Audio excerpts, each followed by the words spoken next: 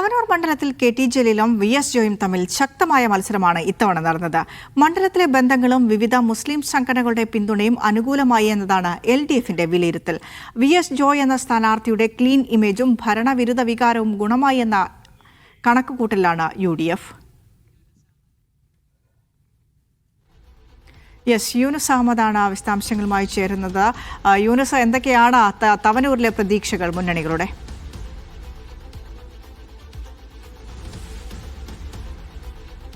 വിനീഷ, തവനൂർ നമുക്കറിയാം മലപ്പുറം ജില്ലയിൽ വലിയ മത്സരം നടന്ന ഒരു മണ്ഡലമാണ്. UDFും LDFും തമ്മിൽ വലിയ മത്സരം നടന്ന മണ്ഡലമാണ്. പ്രധാനമായി കഴിഞ്ഞ 3 തവണ കെ.ടി. ജലീൽ വിജയിച്ചു വരുന്ന ഒരു മണ്ഡലം കൂടിയാണ് തവനൂർ. കഴിഞ്ഞ തവണ 2000-ഓളം വോട്ടിനാണ് കെ.ടി. ജലീൽ വിജയിച്ചു കയറിയത്. ഇത്തവണ അങ്ങനെയല്ല, ശക്തമായ മത്സരമുണ്ടായിരിക്കുന്നു. കോൺഗ്രസിന്റെ മലപ്പുറം DCC അധ്യക്ഷനായ വി.എസ്. ജോയിയാണ് UDFന്റെ സ്ഥാനാർത്ഥിയായുള്ളത്. പ്രധാനമായും ഈ മുന്നണികളുടെ ഒരു കണക്കുകൂട്ടൽ എന്നുള്ളത് ഈ 2 മുന്നണികൾക്കും പ്രതീക്ഷ നൽകുന്ന കണക്കുകൂട്ടലാണ് 2 മുന്നണികൾക്കുമുള്ളത്. പ്രധാനമായി LDFന്റെ ഒരു കണക്കുകൂട്ടൽ കഴിഞ്ഞ 15 വർഷമായി കെ.ടി. ജലീൽ മണ്ഡലത്തിൽ പ്രവർത്തിക്കുന്ന ഒരാളാണ്. അതോടൊപ്പം തന്നെ ഈ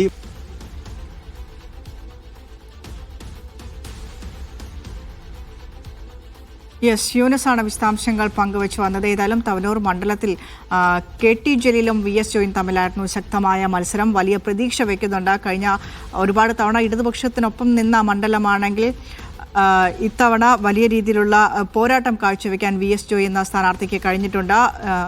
യൂനുസ് തുടരുന്നുണ്ട്. യൂനുസ്, പറയൂ.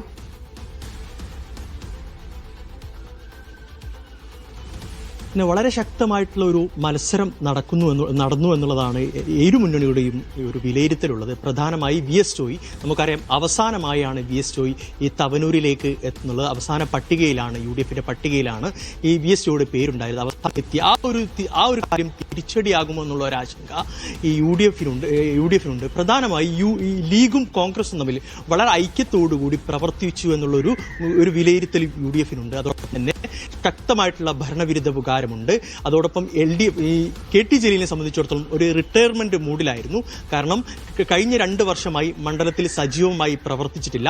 ആ ഒരു കാര്യം കഴിഞ്ഞ 2 വർഷമായി മണ്ഡലത്തിൽ മത്സരിക്കാൻ താൻ ഇനിയില്ല എന്നുള്ളൊരു കാര്യം ആദ്യം കെ.ടി. ജലീൽ പറഞ്ഞിരുന്നു. പിന്നീട് പാർട്ടി മുൻകൈയെടുത്താണ് മത്സരിക്കാൻ അവിടെ നിർബന്ധിതനായത് കെ.ടി. ജലീൽ. പിന്നീട് മത്സരിക്കാനെത്തുന്നു, പ്രചാരണം നടത്തുന്നു, ഒക്കെ ശരിയാണെങ്കിൽ പോലും കഴിഞ്ഞ 2 വർഷത്തോളം മണ്ഡലത്തിൽ കാര്യമായിട്ടുള്ള ഒരു പ്രവർത്തനം ഉണ്ടായിരുന്നില്ല എന്നുള്ളൊരു കാര്യമുണ്ട്. അതോടൊപ്പം തന്നെ നമുക്കറിയാം വെള്ളാപ്പള്ളി നടേശൻ മലപ്പുറത്തെക്കുറിച്ച് നടത്തിയ ഒരു പരാമർശം നമുക്കറിയാം. മലപ്പുറത്തെക്കുറിച്ച് വളരെ മോശമായി വർഗീയമായി സംസാരിച്ചു. അതിനെ ന്യായീകരിക്കുന്ന രീതിയിൽ കെ.ടി. ജലീലിന്റെ പ്രസ്താവന ഉണ്ടായിരുന്നു.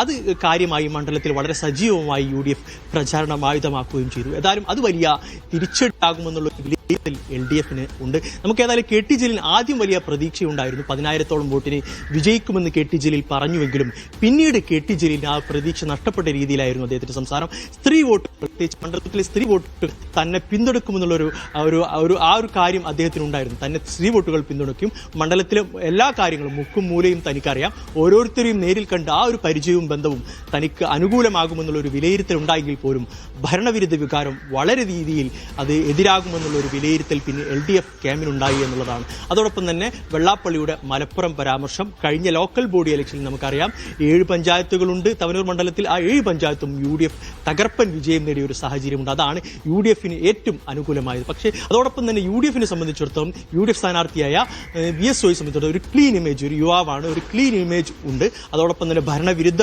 വികാരമുണ്ട്. UDFന് അനുകൂലമായ ഒരു ട്രെൻഡ് പ്രത്യേകിച്ച് മലപ്പുറം ജില്ലയിൽ മലബാറിലുണ്ട്. അത് അനുകൂലമാകും എന്നുള്ളൊരു കാര്യമുണ്ട്. അതോടൊപ്പം തന്നെ പ്രിയങ്കാ ഗാന്ധി പ്രചാരണത്തിനെത്തിയിരുന്നു. മറ്റ് മുസ്ലിം ലീഗിന്റെ പ്രവർത്തകർ, നമുക്ക് ഏറ്റവും പ്രധാനപ്പെട്ട പറയാവുന്നത് മുസ്ലിം ലീഗിന്റെ പ്രവർത്തകർ അകമഴിഞ്ഞൊരു പ്രചാരണം നടത്തി, വീട് വീടാന്തരം കയറി വി.എസ്. ജോയ്ക്കായി ഒരു അകമഴിഞ്ഞൊരു പ്രചാരണം നടത്തി. അതോടൊപ്പം തന്നെ ഏറ്റവും വലിയൊരു ഈ ഒരു മെസ്സേജ് UDFന് ഒരു മെസ്സേജ് നൽകാനായത് ഒരു വെള്ളാപ്പള്ളി നടേശൻ ഒരു വർഗീയ പരാമർശം നടത്തുന്നു.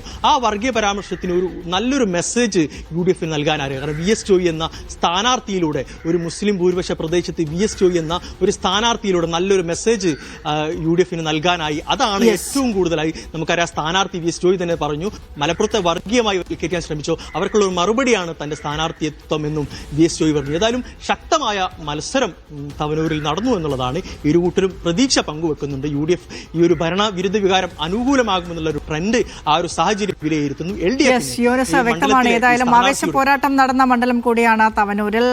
VS Joy versus KT Jaleel. അപ്പോൾ ആർക്കായിരിക്കും തവനൂർ മണ്ഡലത്തിൽ നിന്ന് ഇത്തവണ തവനൂരിനെ പ്രതിനിധീകരിച്ച് നിയമസഭയിൽ എത്താൻ പോകുന്നത് എന്നത് കാത്തിരിപ്പിന് ശേഷം മാത്രം അറിയാൻ പോകുന്ന കാര്യമാണ്.